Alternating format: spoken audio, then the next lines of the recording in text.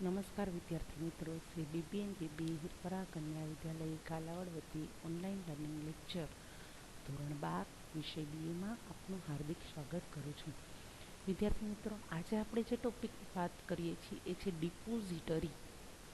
બરાબર, ડિપોઝિટરી એટલે શું એના વિશે આપણે અભ્યાસ કરવાનો છે. વિદ્યાર્થી મિત્રો, આગળના લેક્ચરમાં આપણે ડીમેટ ખાતા વિશે અભ્યાસ કર્યો. ડીમેટ ખાતું એટલે શું?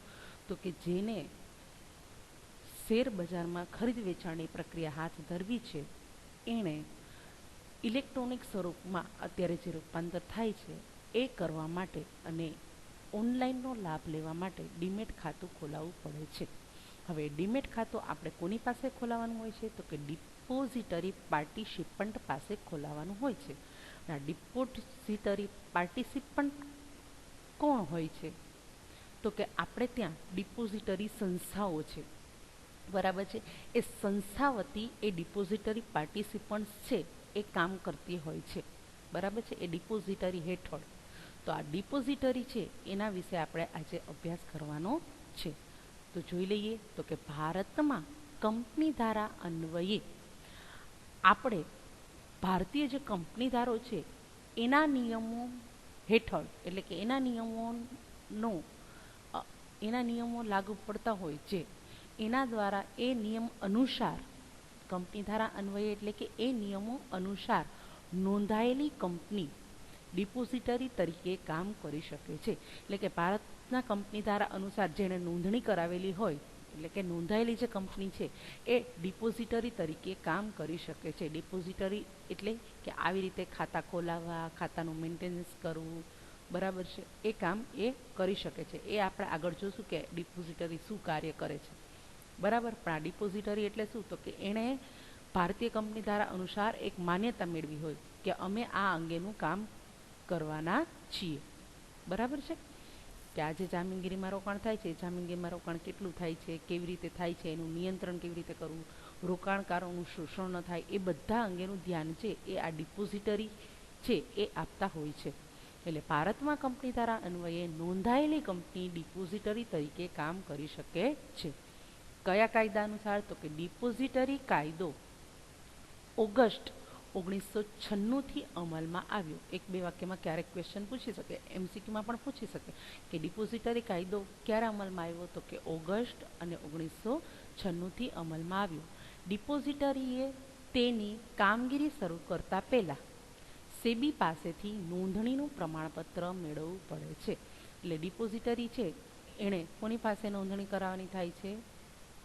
સેબી પાસેથી. સેબી એને જો મંજૂરી આપે તો જ એ ડિપોઝિટરી તરીકેનું કાર્ય કરી શકે છે, નહીતર એ કરી શકતા નથી.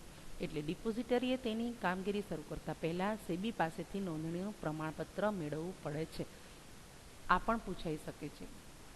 ડિપોઝિટરીની કામગીરીનું નિયંત્રણ ડિપોઝિટરી કાયદા અને સેબી દ્વારા થાય છે. હવે આ ડિપોઝિટરીએ કઈ રીતે કાર્ય કરવું એ અંગેના નિયમો છે એ શેમાં આપેલા છે? તો કે ડિપોઝિટરી કાયદા અને સેબી દ્વારા.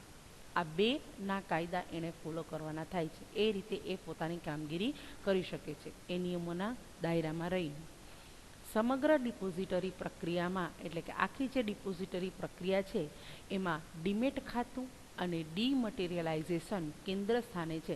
એટલે કે આ ડિપોઝિટરી સંસ્થા છે એની પાસે મહત્વની જે કામગીરી છે એ બે છે. એક ડીમેટ ખાતાનું હેન્ડલ કરવું, બરાબર, ડીમેટ ખાતા ઉપર કંટ્રોલિંગ રાખવું, અને ડીમટીરિયલાઇઝેશન. ડીમટીરિયલાઇઝેશન એટલે શું?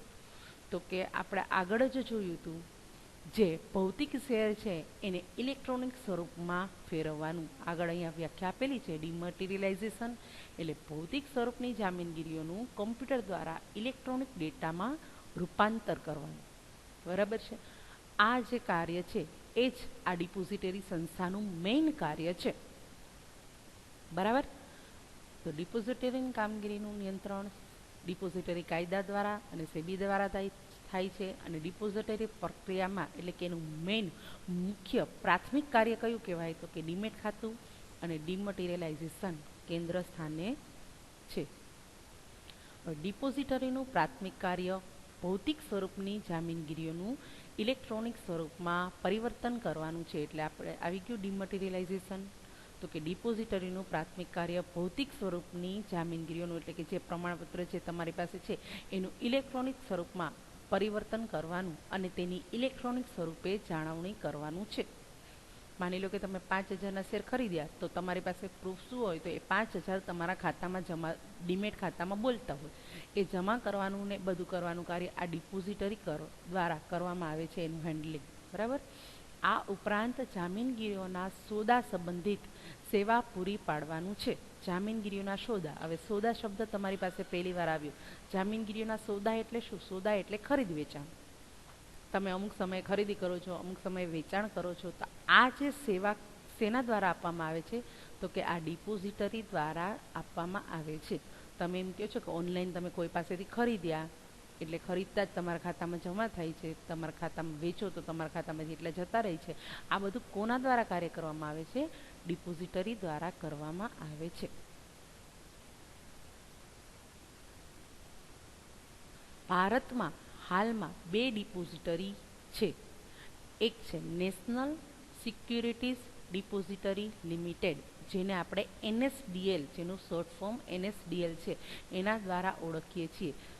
આનું ફૂલ ફોર્મ પૂછાઈ શકે છે. NSDL એટલે નેશનલ સિક્યુરિટીઝ, જામીનગીરીનું ઇંગ્લિશ થાય છે સિક્યુરિટીઝ ડિપોઝિટરી લિમિટેડ. જ્યારે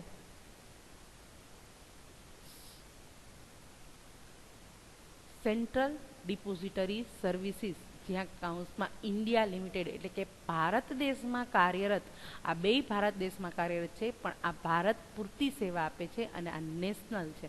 central depository services India limited એટલે CDSL.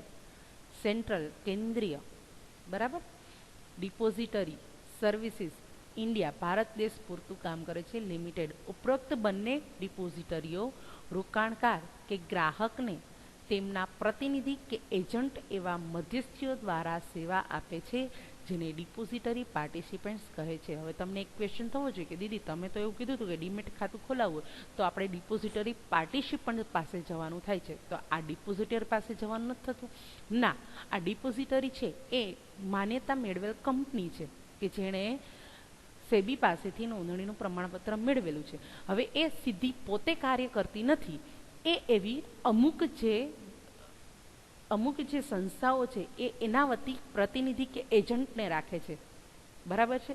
એવા મધ્યસ્થીઓ એટલે તો કે તમે ડિપોઝિટરી પાર્ટિસિપન્ટ પાસે જાઓ, ડીમેટ ખાતું ખોલાવો અને એને તમે ફી ચૂકવો. એ ફી એ કોને ચૂકવે છે તો કે ડિપોઝિટરી સંસ્થા. બરાબર છે. ઉપરોક્ત બંને ડિપોઝિટરીઓ રોકાણકાર ગ્રાહકને તેમના પ્રતિનિધિ કે એજન્ટ એવા મધ્યસ્થીઓ દ્વારા સેવા આપે છે. એટલે કે આ જે NSDL અને CDSL સીધી કાર્ય કરતી નથી, એની જગ્યાએ અમુક એવા જેમ કે શેરખાન છે, બરાબર છે, એવી રીતે જે હોય સ્વદેશી છે, એ બધા ડિપોઝિટરી પાર્ટિસિપન્ટ્સ છે એવા એજન્ટ દ્વારા એ કાર્ય કરાવે છે. એ એજન્ટ ઉપર નિયંત્રણ રાખવાનું કાર્ય છે એ કોનું છે? ડિપોઝિટરીનું. આવા જે મધ્યસ્થીઓ દ્વારા સેવા આપે છે જેને ડિપોઝિટરી પાર્ટિસિપન્ટ્સ કહે છે. હવે આવા ડિપોઝિટરી પાર્ટિસિપન્ટ્સ તરીકે કોણ કાર્ય કરે છે તો કે બેન્કો, નાણાકીય સંસ્થાઓ, શેર દલાલ ડિપોઝિટરી પાર્ટિસિપન્ટ્સ તરીકે કામગીરી કરી શકે છે.